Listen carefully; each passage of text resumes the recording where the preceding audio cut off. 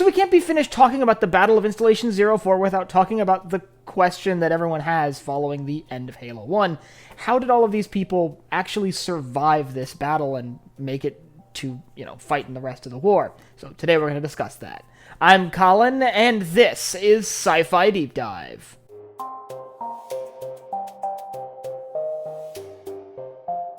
Remember, if you enjoyed this video, to head down below and hit that subscribe button. So, at the end of the Battle of Installation 04, the ring is destroyed, along with the UNSC Pillar of Autumn, leaving, understandably, the impression that everyone involved in this battle was now stranded on this, or what's left of this Forerunner relic, or dead in the destruction of the Halo ring. But that's not quite the case. We see in Halo 2 that the Master Chief and Sergeant Johnson, as well as a few others, actually did survive the ordeal on Installation 04 and make their way back to human space to partake in the rest of the conflict. So how exactly did that happen? So let's start with the Master Chief, the main character of the game. He obviously escapes the ring on the Longsword Fighter, which is now left in space around the debris of the ring, which is significantly damaged by the destruction of the Pillar of Autumn.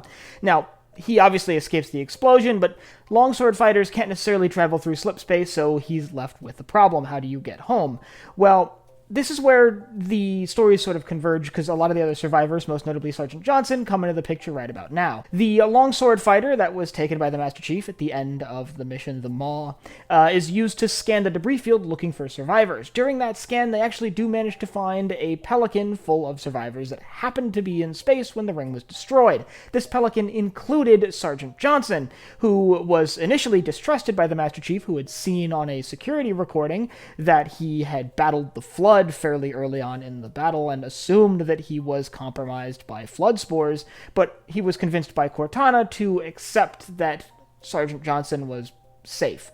And as such, they ended up working together to carry out a raid that would ultimately get them out of this situation. Sergeant Johnson, the Chief, and a handful of Marines that were on that Pelican would go on to board a Covenant carrier, the Rune-class carrier, the Ascension Justice, which was the flagship of the Covenant fleet with the destruction of the Truth and Reconciliation. Now, how this small band of infantry forces managed to overpower and seize a Covenant carrier is kind of beyond me, but ultimately the Master Chief leading this squad of UNSC forces did manage to seize control of the Covenant flagship. But with the Covenant forces now knowing that their flagship was compromised, that initiated somewhat of a chase with the other Covenant vessels attempting to destroy the Ascendant Justice, which was then piloted towards the planet Threshold, the gas giant that Halo was orbiting. When the carrier was brought into the lower atmosphere, it became impossible for the Covenant ships to continue to track the vessel, and ultimately the trail went cold. Then, using the much more capable slipspace drive on the Ascendant Justice,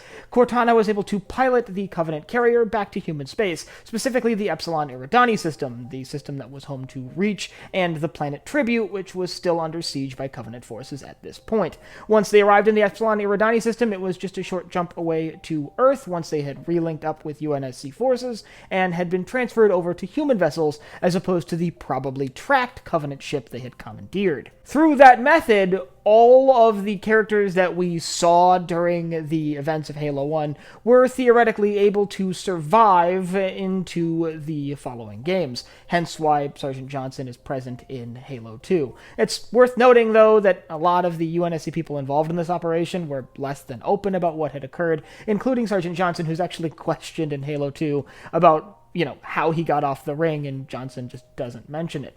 So it's a little bit of a secret, but we know as the audience that that is how they actually did manage to survive following the destruction of Installation 04. As for the members of the Covenant that partook in this battle, we really only know of a few of them, and their survival is a lot less miraculous. There was still a large Covenant fleet in the area, and they could have been on any one of those ships. The Covenant pretty quickly began a search for Covenant survivors among the wreckage of the ring following the ring's destruction, and shortly after the destruction of the ring, the Covenant capital of High Charity actually arrived in system around the ring to observe the destroyed remnants of their crucial historic relic. That being said, there was still massive loss of life on both sides following the destruction of Installation 04 and throughout the Battle of Installation 04. If you'd like to learn about how that battle played out and sort of, what led to the destruction of the first Halo ring discovered by humanity. I'll leave a link up here to my battle analysis breaking down step by step the Battle of Installation 04 so you can get a better picture for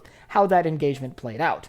And I'd like you to let me know down in the comments whether you think this is too long and convoluted of a way for characters to survive something like the end of Halo 1, or do you think it needed to be this long and convoluted for it to be plausible at all? Do you think this is plausible? Let me know down below. And if you have anything else you'd like to see me cover in Halo, Star Wars, or anywhere else in science fiction, you can also put that down below in the comments. Last but not least, if you enjoyed this video, head down below, hit the like button, the subscribe button, and the bell icon so you get notified when I upload new videos. So for Sci-Fi Deep Dive, I'm Colin, and I will see you next time.